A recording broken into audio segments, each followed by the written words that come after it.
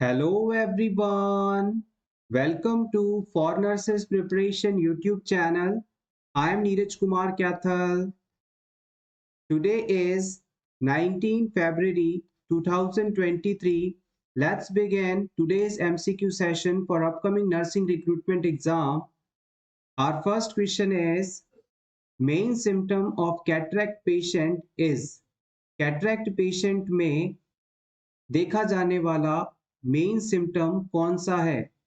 Acute pain in the eye, spot float of the lens, opacity, peripheral vision loss.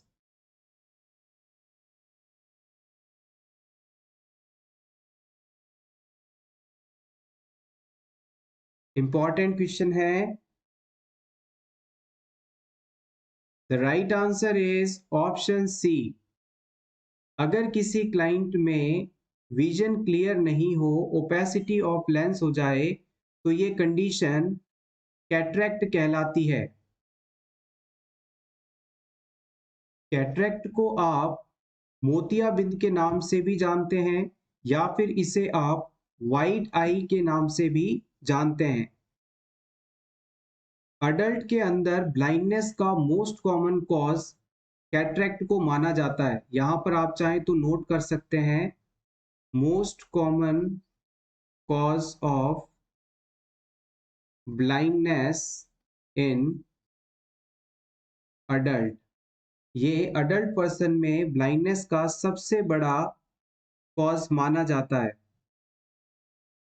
India के अंदर सबसे ज़्यादा surgery इसी disease से सफरिंग पेशेंट के अंदर की जाती है. यानी इंडिया में सबसे ज़्यादा कैटरेक्ट की सर्जरी होती है.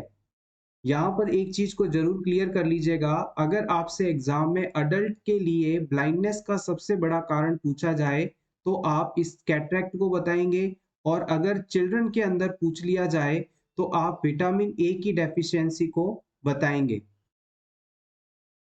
कैटरेक्ट डिजीज को डायग्नोज करने के लिए हम पेशेंट में हिस्ट्री लेते हैं, फिजिकल एग्जामिनेशन करते हैं और स्लिट लैंप एग्जामिनेशन करते हैं. इसके अलावा ऑप्थेल्मोस्कोपी के द्वारा भी इसे आइडेंटिफाई किया जा सकता है. मैनेजमेंट की बात की जाए तो इसमें आई लेंस की जिसकी ओपेसिटी हो चुकी है उसे निकालकर नया लेंस लगाया जाता है. इसे हम फैको इमल्सिफिकेशन प्रोसेस कहते हैं. Next question is pediculosis corporis causes pediculosis of. इनमें से पेडिक्यूलोसिस कॉर्पोरिस के द्वारा बॉडी के किस हिस्से में इंफेक्शन कॉज किया जाता है? Head, body, pubic, all of the above.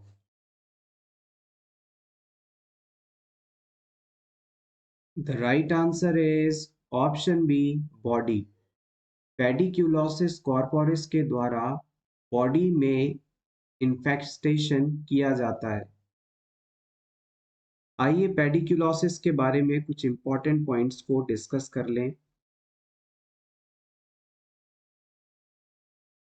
पेडिक्यूलोसिस पेडिक्यूलोसिस जो है 3 टाइप की होती है.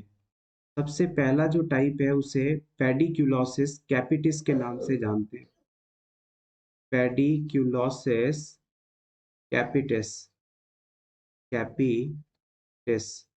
सेकंड होता है पेडिक्यूलोसिस कॉर्पोरिस कॉर्पोरिस. और थर्ड होता है आपका pediculosis cruris. Pediculosis capitis, pediculosis corporis, pediculosis cruris. आपका जो ये पेडिक्यूलोसिस कैपिटिस है ये स्कैल्प एरिया में पाया जाता है. यानी आपके सिर के अंदर ये पाया जाता है. आपने बालों के अंदर जूं हो जाती है उस चीज को सुना होगा, ये वही है. इसके अलावा बात की जाती है पेडिक्यूलोसिस कॉर्पोरिस की, तो ये शरीर में किसी भी जगह पर हो सकता है. यानी कि ये शरीर में होल बॉडी इन्फेक्शन कर सकता है, किसी भी एरिया में पाया जा सकता है. इसके बाद हम बात करते हैं पेडिक्यूलोसिस क्रूरिस की। पेडिक्यूलोसिस क्रूरिस जो है ये आपके ग्रोइंग एरियाज के अंदर पाया जा सकता है। ग्रोइंग एरिया, तो याद रखिएगा पेडिक्यूलोसिस तीन टाइप की है। पेडिक्यूलस पेडिक्यूलोसिस कैपिटस स्कैल्प में पाई जाएगी। पेडिक्यूलोसिस कॉर्पोरिस पूरे शरीर में कहीं भी पाई जा सकती है। और क्रूरिस जो है वो ग्रोन रीजन में, ग्रोइंग एरिया में, यानी जो पेरिनियल एरिया है, प्राइवेट पार्ट्स है बॉडी के, वहां पर पाई जा सकती है। इसके अलावा इस डिजीज से इसके इंक्यूबेशन पीरियड के बारे में आपसे पूछा जा सकता है। आप चाहें तो नोट कर लें। इसका जो इंक्यूबेशन पीरियड है वो 7 से 10 डेज का होता है।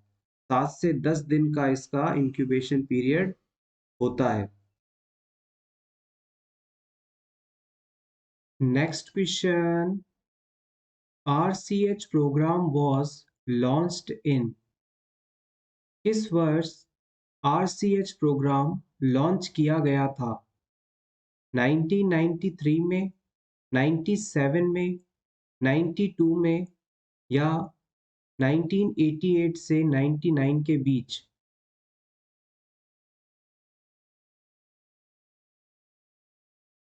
Important question for upcoming Rajasthan CHO exam. Yes, exactly. Option 2 is correct here. सबसे पहले तो आप नोट कर सकते हैं RCH की फुल फॉर्म क्या होती है। RCH प्रोग्राम का फुल फॉर्म है reproductive and child health programme.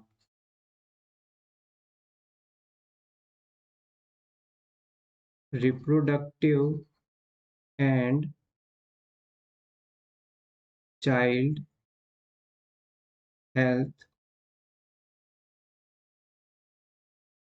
Programme. ये प्रोग्राम 2 फेजेस के अंदर लॉन्च किया गया था। Phase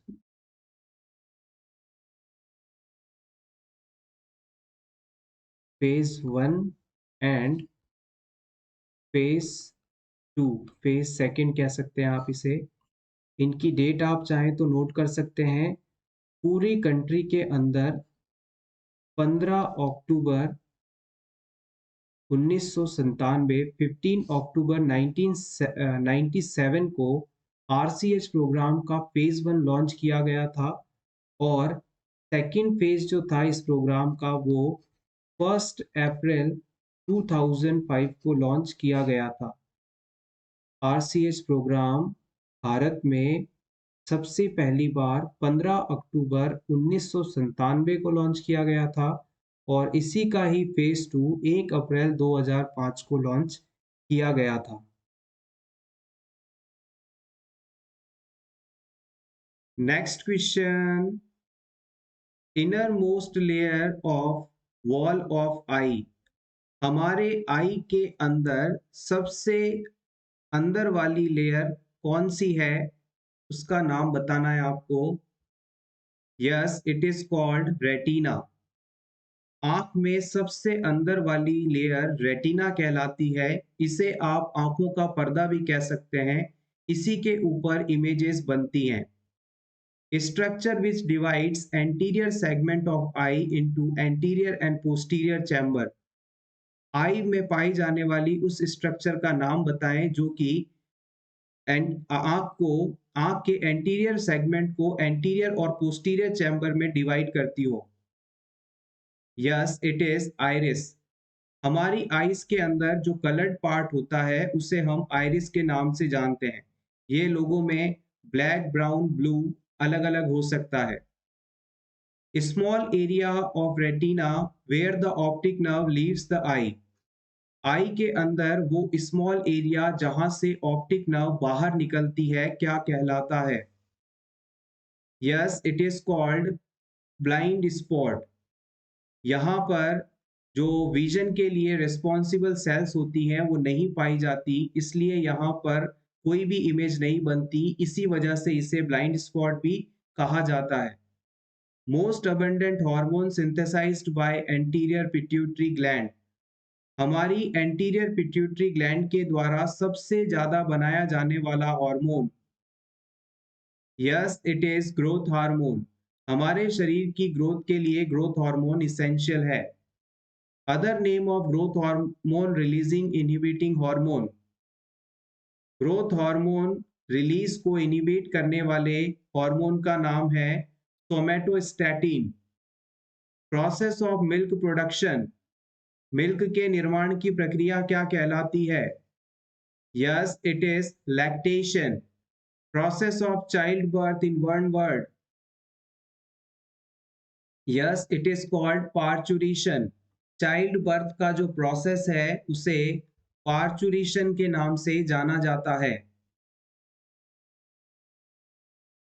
next question is the Indian red cross society was established।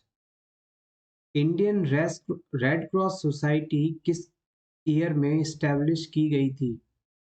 1950 में, 1920 में, 1939 में या फिर 1926 में?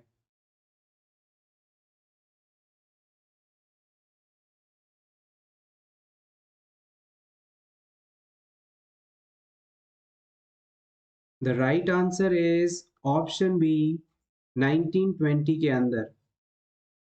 आइए रेड क्रॉस सोसाइटी से जुड़ी कुछ इंपॉर्टेंट पॉइंट्स को क्विकली रिवाइज कर लेते हैं। रेड क्रॉस सोसाइटी, अगर आपसे पूछ लिया जाए कि इंटरनेशनल रेड क्रॉस सोसाइटी कब स्थापित की गई थी तो आप बताएंगे 1863 के अंदर।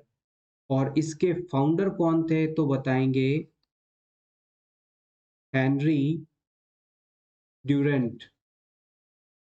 और अगर आपसे पूछ लिया जाए कि Indian red cross society Indian red cross society का एस्टेब्लिशमेंट कब हुआ था तो आप बताएंगे 1920 के अंदर। और इसका जो हेडक्वार्टर है या इसका जो सॉरी इस्टेब्लिशमेंट है वो इंडिया में न्यू दिल्ली के अंदर किया गया था। तो याद रखिएगा क्या क्या डिस्कस किया हमने अभी। इंटरनेशनल रेड क्रॉस सोसाइटी के फाउंडर का नाम है हेनरी डुरेंट। इसे 1863 के अंदर इस्टेब्लिश किया गया था। और अगर इसके हेडक्वार्टर के बारे में आपसे पूछ लिया जाए तो बता सकते हैं Geneva Switzerland.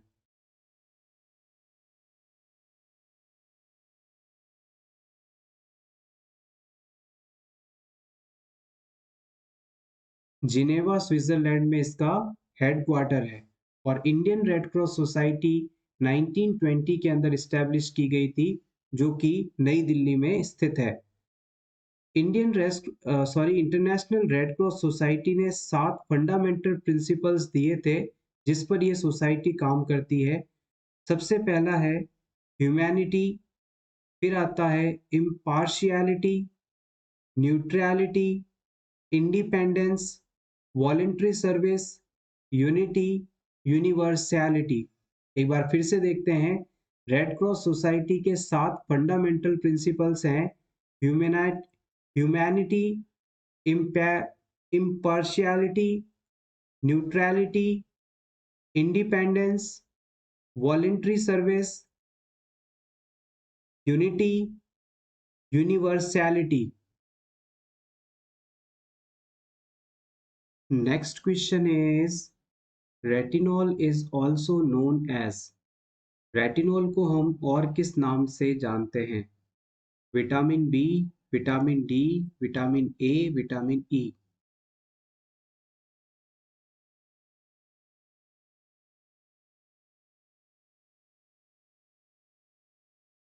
The right answer is vitamin A. Vitamin A को हम रेटिनॉल के नाम से जानते हैं।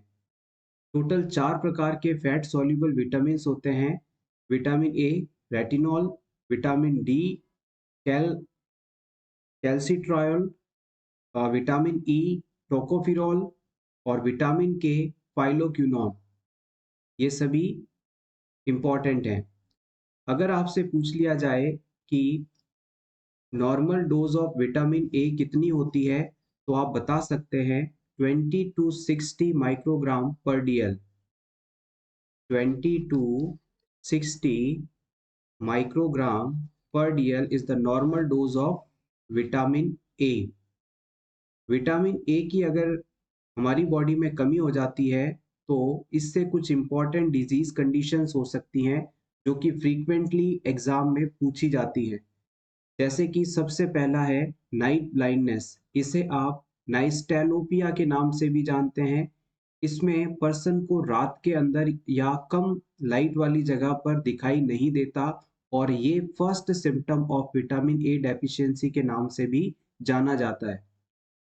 विटामिन ए की कमी से जीरोफ्थाल्मिया कंडीशन हो सकती है। जीरोफ्थाल्मिया का मतलब होता है ड्राइनेस ऑफ आई।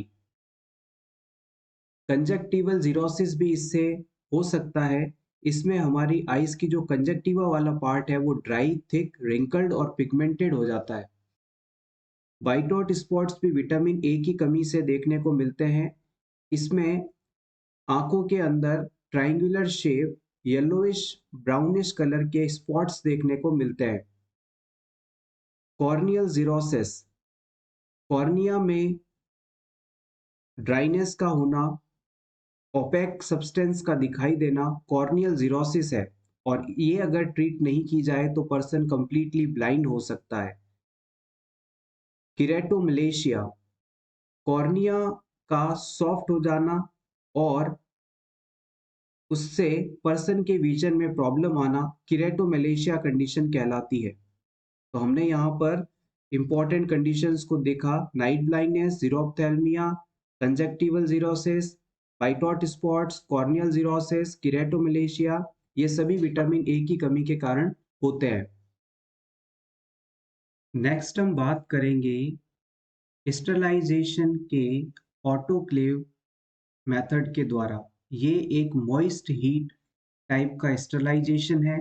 इसे आप स्टीम अंडर प्रेशर के नाम से जानते हैं, यानी स्टीम को हाई प्रेशर के साथ आर्टिकल्स के पास गुजारा जाता है जिससे उनमें मौजूद माइक्रो ऑर्गेनिजम्स किल हो जाते हैं।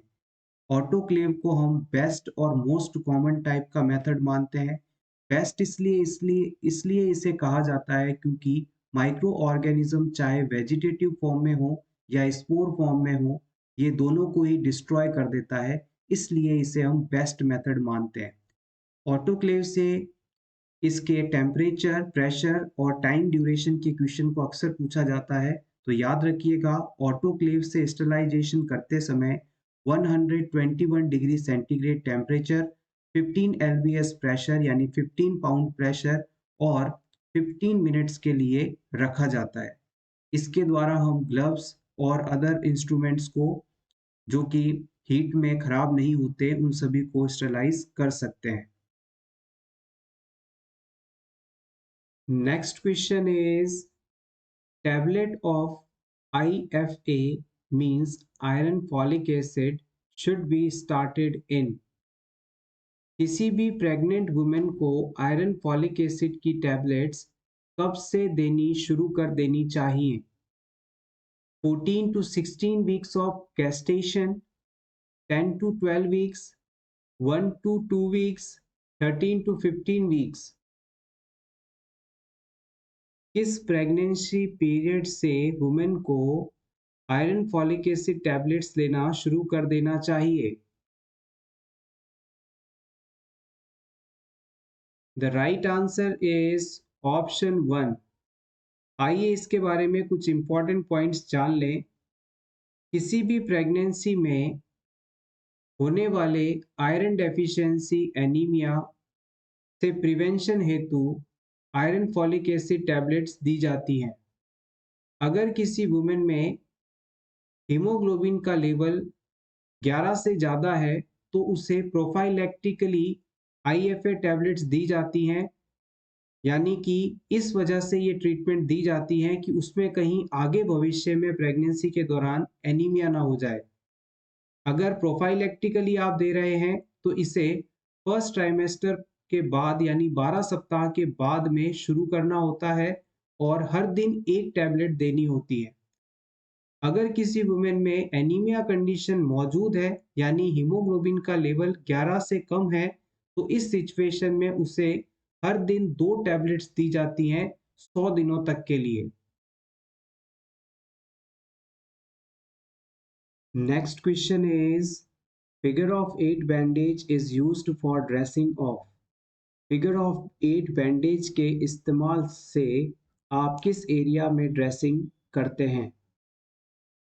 Scrotum, mandible, shoulder, elbow.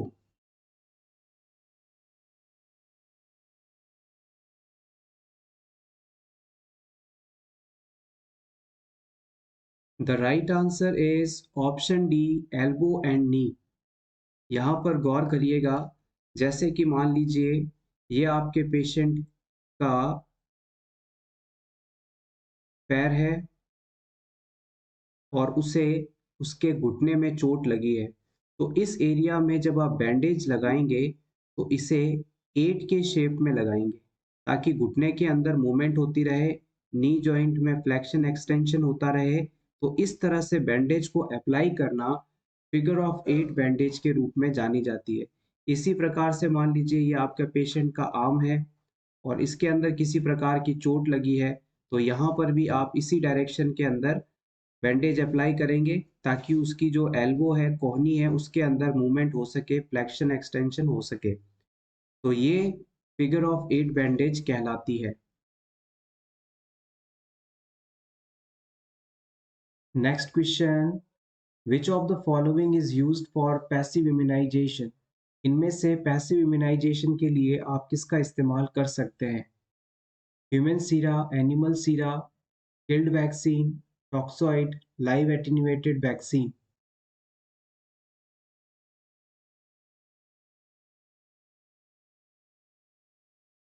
अगर किसी पर्सन को आप ह्यूमन सीरा, एनिमल सीरा या इम्यूनोग्लोबुलिन्स देते हैं तो ऐसा करके आप उसमें artificial passive acquired immunity generate करवा रहे हैं। तो option A is correct here. Next question, which of the following drug is used to lower intracranial pressure? इनमें से किस मेडिसिन का इस्तेमाल इंट्राक्रेनियल प्रेशर को कम करने के लिए किया जाता है? आईवी मैनिटॉल, प्रोसेमाइड, कॉर्टिकोस्टेरॉइड या ये सभी?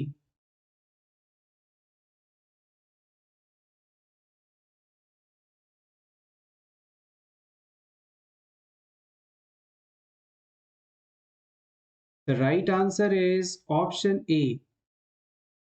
मैनिटॉल ड्रग आईवी रूट से रैपिडली एडमिनिस्टर करवाकर आप इंट्राक्रेनियल प्रेशर को मेंटेन कर सकते हैं। बढ़े हुए इंट्राक्रेनियल प्रेशर को कम करने के लिए मैनिटॉल ड्रग का इस्तेमाल किया जा सकता है। ये एक ऑस्मोटिक डायूरेटिक ड्रग का एग्जाम्पल है। प्रोसेमाइड की बात की जाए तो हॉस्पिटल में इसे मोस्ट पॉपुलरली आप लेसिक्स के नाम से जानते हैं और ये लूप डायूरेटिक ड्रग है। ये यूरिन आउटपुट को बढ़ाने के लिए इस्तेमाल की जाती है। कॉर्टिकोस्टेरॉइड स्टेरॉइड ग्रुप की मेडिसिन है जो कि बॉडी में किसी भी प्रकार की इन्फ्लामेशन को डिक्रीज करने के काम में आती है। इन्फ्लामेशन को कम करने के लिए काम में ली जाती है। Next question is, which of the following condition is the most common cause of puerperal fever? इनमें से puerperal fever के लिए सबसे कॉमन कॉज कौन सी कंडीशन मानी जाती है? Abscess, endometritis, urinary tract infection, pelvic thrombophlebitis. Puerperium period में फीवर आने के लिए सबसे बड़ा कारण कौन सी कंडीशन है? The right answer is option B, endometritis. One by one सभी चीज़ों को यहाँ डिस्कस करेंगे। सबसे पहले आपको पता होना चाहिए कि परपेरियल पीरियड होता क्या है। आप चाहें तो यहाँ नोट कर सकते हैं परपेरियम। परपेरियम पीरियड का मतलब होता है प्लेसेंटा डिलीवरी से लेकर 42 डेज तक का समय, या यूं कहें 6 वीक्स तक का समय। किसी भी वुमेन में डिलीवरी होने के बाद, प्लेसेंटा की डिलीवरी, बच्चे की डिलीवरी होने के बाद से लेकर 42 दिन का जो समय होता है उसे परपेरियम पीरियड कहा जाता है। इस पीरियड के अंदर वुमेन के जो ऑर्गन्स हैं वो प्री प्रेग्नेंट स्टेट में रिवर्ट होते हैं, यानी प्रेगनेंसी से पहले जिस तरह से थे उस तरह से हो जाते हैं। अगर इस पीरियड के दौरान वुमेन को फीवर आता है तो आप इसे परपेरियल फीवर के नाम से जानते हैं। और परपेरियल फीवर का सबसे बड़ा जो कारण है वो एंडोमेट्राइटिस को माना जाता है। एंडोमेट्राइटिस क्या है? यूट्रस की सबसे अंदर वाली लेयर को एंडोमेट्रियम कहते हैं, और इस लेयर में इंफेक्शन के कारण इन्फ्लामेशन आ जाना एंडोमेट्राइटिस है। तो आप कह सकते हैं inflammation of endometrium due to infection, और इसी के कारण हमारी बॉडी में फीवर भी देखने को मिलता है। मेट्रा शब्द यूट्रस के लिए इस्तेमाल किया जाता है, और एंडोमेट्रियम यूट्रस की सबसे अंदर वाली लेयर होती है। इसे हम फर्दर दो टाइप से क्लासिफाई कर सकते हैं। एक होती है बेसिलस और एक होती है functional. Functional layer menstrual bleeding के दौरान शेड ऑफ होकर ब्लीडिंग के थ्रू बाहर निकलती है, जबकि बेसिलस लेयर वहीं पर रहती है। एंडोमेट्रियम को प्रेगनेंसी के दौरान टेसिडुआ के नाम से जाना जाता है, और यहीं पर जाइगोट इम्प्लांट होता है।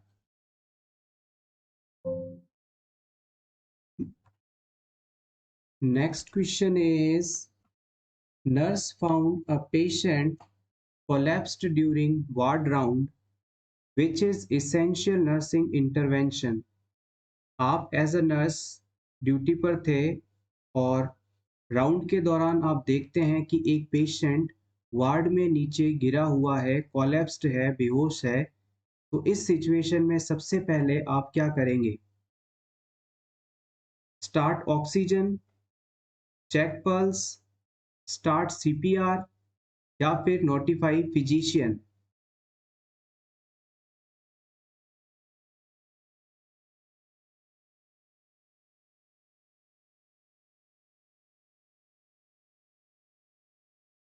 जब भी किसी कोलैप्स्ड पेशेंट को आप देखेंगे तो सबसे पहले उसमें पल्स का असेसमेंट करेंगे, और बाकी सभी चीज़ें बाद में परफॉर्म की जाएंगी। ऑप्शन बी यहाँ पर सबसे सही आंसर माना जाएगा। यहाँ पर जो सीपीआर वर्ड आया है उसका फुल फॉर्म होता है कार्डियो पल्मोनरी रिसस्टिटेशन। कार्डियो पल्मोनरी रिसस्टिटेशन यानी ऐसी कोई कंडीशन जिसमें पेशेंट का हार्ट काम करना बंद कर दे और लंग्स काम करना बंद कर दें, तो चेस्ट कंप्रेशन के द्वारा लगातार हार्ट बॉडी के वाइटल ऑर्गन्स तक ब्लड, न्यूट्रिशन और ऑक्सीजन पहुंचाते हुए हार्ट की फंक्शनिंग को वापस रिस्टोर करना सीपीआर कहलाता है। सीपीआर को कई बार हम बीएलएस यानी बेसिक लाइफ सपोर्ट, या फिर एसीएलएस यानी एडवांस कार्डियक लाइफ सपोर्ट के नाम से भी जानते हैं। तीन नाम हो गए, कार्डियोपल्मोनरी रिसस्टिटेशन बोला जाए, बेसिक लाइफ सपोर्ट बोला जाए, या फिर एडवांस कार्डियक लाइफ सपोर्ट बोला जाए। तीनों ही कंडीशंस का एक ही मतलब होता है। जब भी किसी क्लाइंट में आप सीपीआर देने की शुरुआत करना चाहते हैं तो सबसे पहले आपको सीन सेफ्टी करनी है। सीन सेफ्टी का मतलब है जिस जगह पर पेशेंट गिरा हुआ है, बेहोश है, उस जगह पर किसी प्रकार का डेंजर तो नहीं, उसे उस डेंजर वाली सिचुएशन से सेफ प्लेस पर लेके जाना है। जैसे रोड के बीच में अगर कोई पेशेंट गिरा है तो उसे रोड के एक तरफ लेकर जाएं। किसी को करंट लगने के कारण हार्ट बंद हुआ है तो उसे करंट सोर्स से दूर ले जाएं।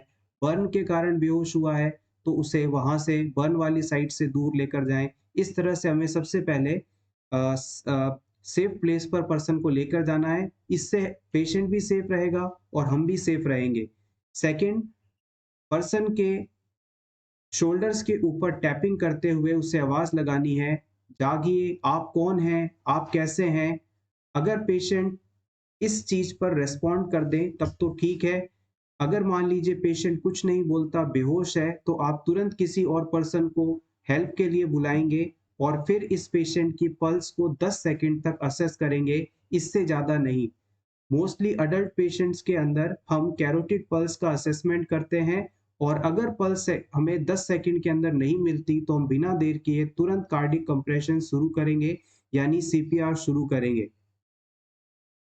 सीपीआर के दौरान आपको हमेशा याद रखना है, सीक्वेंस जो होगा आपका CAB होगा। पहले ये ABC होता था, लेकिन रिसेंट जो है वो CAB है। CAB का मतलब होता है सबसे पहले आपको कंप्रेशन शुरू करने हैं, फिर क्लाइंट के एयरवे को मेंटेन करना है, पेटेंट करना है और फिर उसके अंदर ब्रीथिंग देनी है। कंप्रेशन कैसे करना है, इस चीज के बारे में आपको बहुत ही जरूरी है इस चीज को जानना। कंप्रेशन के लिए पेशेंट में 1 मिनट में 120 तक कंप्रेशन आपको करने होते हैं।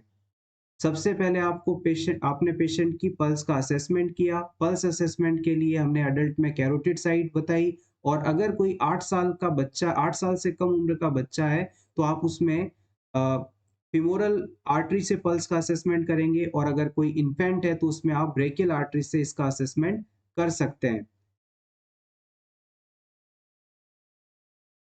जब भी आप कंप्रेशन करेंगे तो आप अपने डोमिनेंट हैंड को नीचे रखेंगे और नॉन डोमिनेंट हैंड को ऊपर रखकर फिंगर इंटरलॉक लॉक करेंगे और उसके बाद लगातार कंप्रेशंस देंगे। जब भी पर्सन में आप कंप्रेशन दें तो उसका जो चेस्ट है लगभग 5 सेंटीमीटर्स तक कंप्रेस होना चाहिए और फिर उसके बाद में इसे रिकॉइलिंग के लिए टाइम देना चाहिए और फिर नेक्स्ट कंप्रेशन डिलीवर करना चाहिए। अगर आप 2 लोग हैं तो ये सीपीआर करने के लिए आपके लिए ईज़ी रहेगा, क्योंकि सीपीआर प्रोसेस के दौरान पेशेंट में माउथ टू माउथ ब्रीथ भी डिलीवर करनी रहती है और लगातार अगर आप एक ही हैं और सीपीआर करते हैं, कंप्रेशन करते हैं, तो आप जल्दी थक जाएँगे और इफ़ेक्टिव सीपीआर नहीं हो पाएगा। अडल्ट के अंदर आपको 30 बार कंप्रेशन देना है और 2 रेस्पिरेशन देने हैं। याद रखिएगा, अगर अडल्ट में आप सीपीआर दे रहे हैं तो 30 कंप्रेशंस देने हैं और 2 रेस्पिरेशन देने हैं। और अगर आप 2 रेस्क्यूअर्स हैं और इन्फेंट है, कोई 1 साल से कम उम्र का बच्चा है, तो उसके अंदर 15 कंप्रेशन और 2 वेंटिलेशन देने हैं। इस पूरे कॉन्सेप्ट को समझ लीजिएगा। अगर एक रेस्क्यूअर है यानी सीपीआर करने वाला एक ही आदमी है, तो चाहे अडल्ट हो, चिल्ड्रन हो, इन्फेंट हो, तीनों के केस में 30 कंप्रेशन और 2 वेंटिलेशन देने हैं, यानी 30 बार चेस्ट को दबाना है और 2 बार माउथ टू माउथ ब्रीथिंग देनी है। और अगर 2 लोग सीपीआर कर रहे हैं तो अडल्ट के अंदर तो 30 रेशो 2 ही रहेगा, यानी 30 कंप्रेशन 2 वेंटिलेशन। चिल्ड्रन के केस में भी 30 वेंटिलेशन 2 सॉरी 30 कंप्रेशन 2 वेंटिलेशन और इन्फेंट के केस में सिर्फ ये वैल्यू चेंज होती है 2 रेस्क्यूअर होने पर, जो कि 15 कंप्रेशन और 2 रेस्पिरेशन में आ जाती है।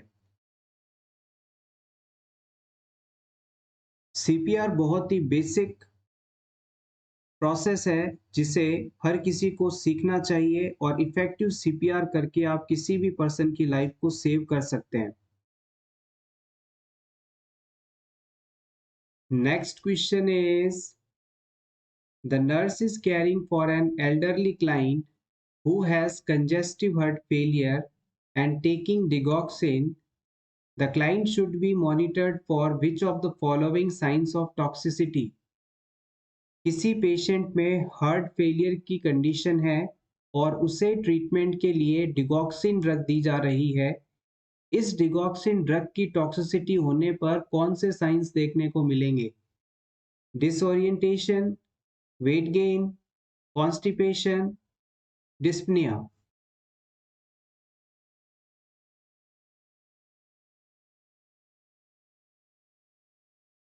The right answer is option 1। अगर किसी क्लाइंट को आप डिगॉक्सिन दे रहे हैं और उसके अंदर डिसओरिएंटेशन होता है, यानी कि उसे टाइम, प्लेस और पर्सन के प्रति अवेयरनेस नहीं होती, कंफ्यूजन होता है, तो इसका मतलब है उसमें डिगॉक्सिन ड्रग की टॉक्सिसिटी शुरू हो चुकी है। डिगॉक्सिन ड्रग के बारे में एक पॉइंट याद रखिएगा, इस ड्रग को अगर कभी भी heart rate 60 beats per minute या इससे कम है तो आप इसे नहीं देंगे, क्योंकि इस ड्रग के इफेक्ट के कारण हार्ट रेट स्लो होती है और हार्ट का फोर्स ऑफ कॉन्ट्रैक्शन इंक्रीज होता है। हार्ट फेलियर वाले पेशेंट को जब डिगॉक्सिन ड्रग दी जाती है तो उसके हार्ट का जो कॉन्ट्रैक्शन पावर है वो तो बढ़ जाता है, लेकिन हार्ट की जो हार्ट रेट है वो कम हो जाती है। और अगर किसी क्लाइंट में पहले से हार्ट रेट कम है, 60 बीट्स पर मिनट है, और आप इसे ये मेडिसिन देते हैं तो हार्ट रेट और कम हो जाएगी, इससे क्लाइंट की कंडीशन बिगड़ सकती है। Next question is, what recommendation is a nurse should given to 55 years old patient with blood pressure of 150 by 90 mm of Hg? अगर किसी 55 साल के पेशेंट में ब्लड प्रेशर 150/90 आए तो इससे आप क्या समझेंगे, इस पेशेंट को क्या रिकमेंड करेंगे? ऑप्शन ए, ये इस पेशेंट की एज के हिसाब से बिल्कुल नॉर्मल बीपी है। ऑप्शन बी, इसे 2 सप्ताह बाद वापस बीपी चेक करवाने के लिए बुलाया जाएगा। ऑप्शन सी, 6 महीने बाद दोबारा बीपी चेक करवाने को कहेंगे, या फिर 1 साल बाद दोबारा बीपी चेक करवाने के लिए कहेंगे।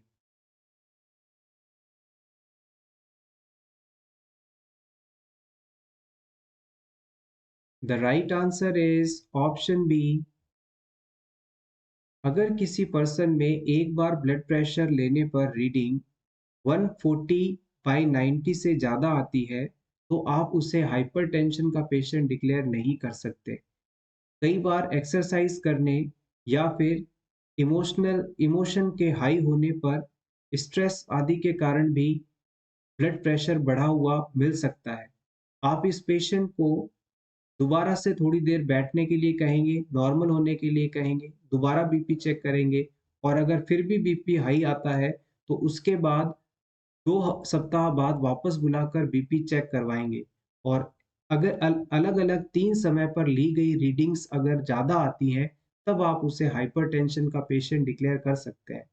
आप चाहें तो यहाँ नोट कर लीजिएगा, अगर किसी क्लाइंट के अंदर blood pressure 140/90 mm of Hg से ज़्यादा आता है तो ये जो कंडीशन है इसे आप हाइपरटेंशन के नाम से जानते हैं।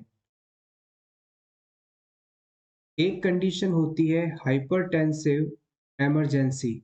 अगर किसी क्लाइंट के अंदर सिस्टोलिक ब्लड प्रेशर 180 से ज़्यादा या डायस्टोलिक ब्लड प्रेशर 120 से ज़्यादा हो जाए और इसके साथ ऑर्गन फेलियर जैसी कंडीशन हो जाए या होती दिखे तो ये कंडीशन हाइपरटेंसिव क्राइसिस कहलाती है। ये बहुत ही बड़ी इमरजेंसी है, इसमें तुरंत पेशेंट को हॉस्पिटल में एडमिट करवाना पड़ता है। ये बात हुई हाइपरटेंशन की। अगर आपसे पूछ लिया जाए कि हाइपोटेंशन क्या होता है? हाइपोटेंशन, हाइपोटेंशन किसे कहते हैं तो आप बताएंगे, किसी क्लाइंट के अंदर यदि ब्लड प्रेशर 100/60 से कम हो जाए, 100/60 mm ऑफ Hg से कम हो जाए तो ये कंडीशन हाइपोटेंशन है, और 140/90 से ज़्यादा होना हाइपरटेंशन है। एक टर्म होता है व्हाइट कोट हाइपरटेंशन। इसका मतलब होता है जब पेशेंट डॉक्टर या नर्स को जो उसका बीपी लेने आए हैं उन्हें देखकर अचानक से पेशेंट का बीपी बढ़ जाता है, इसे व्हाइट कोट हाइपरटेंशन के नाम से जाना जाता है।